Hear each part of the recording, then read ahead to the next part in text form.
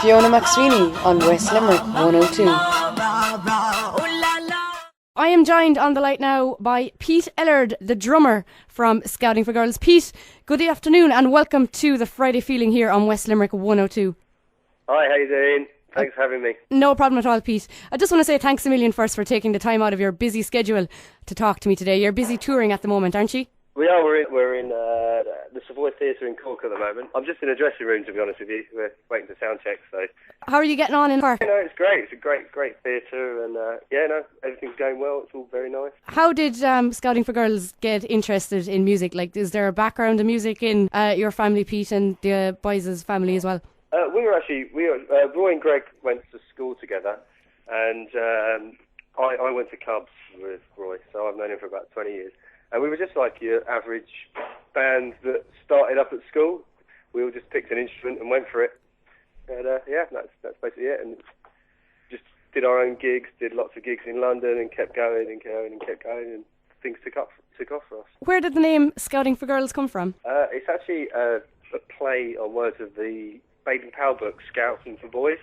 It's all to do with sort of knots and growing up, boys' own kind of manual. And then when you get to sort of 15 and girls don't become sort of anymore and are more sort of ooh. So that's where it comes from. It does get us in trouble. The new single, This Ain't a Love Song, went straight into the charts at number 1, and it has been there now for the past 2 weeks. How does that feel? It's amazing.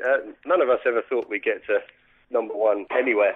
But it's just phenomenal. There's no words that can describe how we all feel. It's just an amazing achievement for us and everybody that's supported us.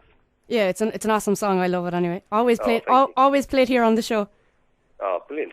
Who's the band's biggest musical influence? Band's biggest musical influence. We all kind of have different influence. We all just like really, really great pop songs, whether it be from sort of the 60s, 70s, 80s. A pop song is a good pop song. It hooks you in, you just love it, and it's a song you listen to for sort of ages and ages and ages.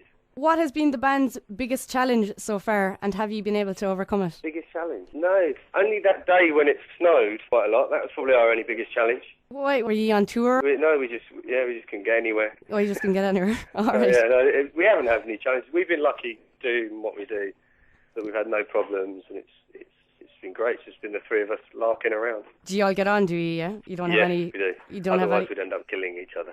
There's a lot of new music out there at the moment, but what makes Scouting for Girls different from other music groups? I think our live show is a big thing we work on, and we were lucky enough to get nominated for a Brit last year for our live show. So that's what we really, really put our effort into, getting everybody involved, and we always say that the audience is a fourth member of the band. So I think that's where we are different. It's our big thing. This is my favourite question. Have you had any strange encounter with a fan, and if so, what happened?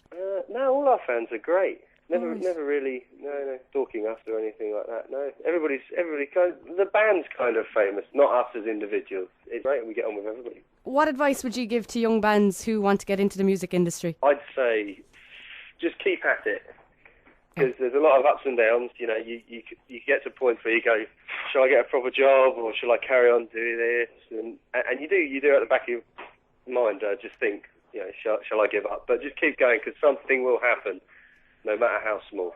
And thanks a million, Pete. Fiona McSweeney on West Limerick 102.